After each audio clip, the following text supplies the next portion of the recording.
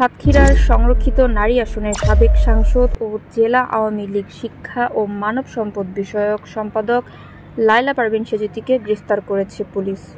মঙ্গলবার ভোর ৩টার দিকে তাকে তার সাতক্ষীরা শহরের হাটের মোড়ের বাসা থেকে গ্রেফতার করা হয়। তিনি সাবেক আওয়ামী লীগ নেতা আলাউদ্দিনের মেয়ে ও চ্যানেল আইয়ের সাতক্ষীরা প্রতিনিধি অ্যাডভোকেট আবুল কালাম আজাদের স্ত্রী।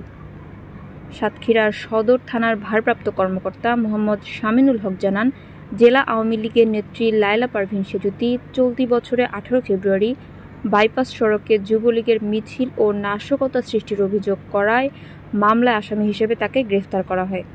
১৯৭৩ সালে বিশেষ ক্ষমতা আইনে সাতক্ষীরা সদর থানার করা মামলায় তিনি একজন আসামি। ভারপ্রাপ্ত কর্মকর্তা আরও বলেন, তার বিরুদ্ধে রাষ্ট্রবিরোধী ষড়যন্ত্র ও সরকার পতনের ষড়যন্ত্রের অভিযোগ রয়েছে। তিনি বেশ কিছুদিন আত্মগোপনে ছিলেন। মঙ্গলবার ভোর ৩টার দিকে তাকে তার হাটের মোড়ের বাসা থেকে গোপন সংবাদের ভিত্তিতে গ্রেফতার করা হয়। তাকে আজ মঙ্গলবার সকালে আদালতে পাঠানো হয়েছে। নাদিয়া ফারহানা, নীলকণ্ঠ।